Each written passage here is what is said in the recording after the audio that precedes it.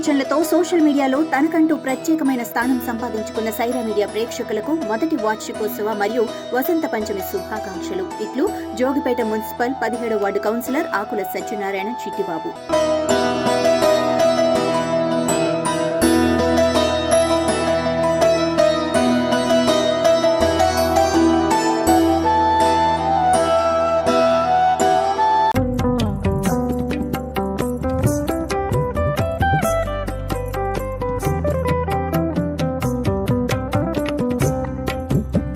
సంగారెడ్డి జిల్లా జహీరాబాద్ నియోజకవర్గం జరాసంగం మండల కేంద్రంలో మహిమగల కేతకి సంగమేశ్వర మందిరం కొలువుదీరింది.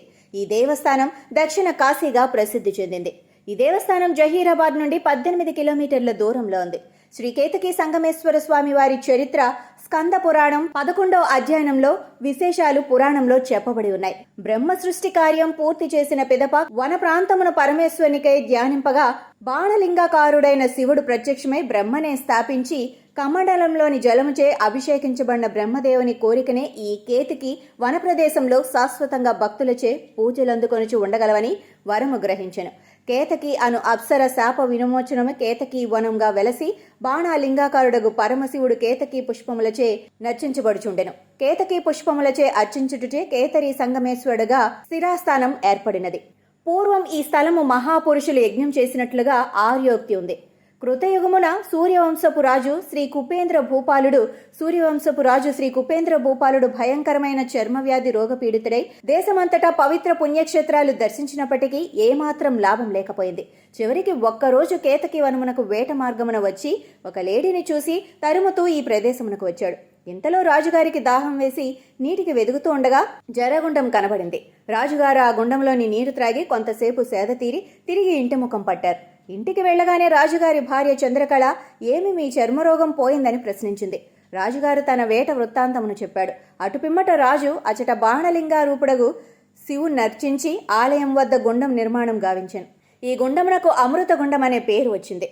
ఇందు నారాయణ ధర్మ ఋషి వరుణ సోమ చంద్ర దత్త యమజలాలు అష్టతీర్థములుగా ప్రసిద్ధి నుండి భక్తులను పునీతులుగా చేయుచున్నవి. కాశీ నుండి ఒక ధార ఇందునకు కలిగి ఉన్నదని పూర్వీకుల కథనం.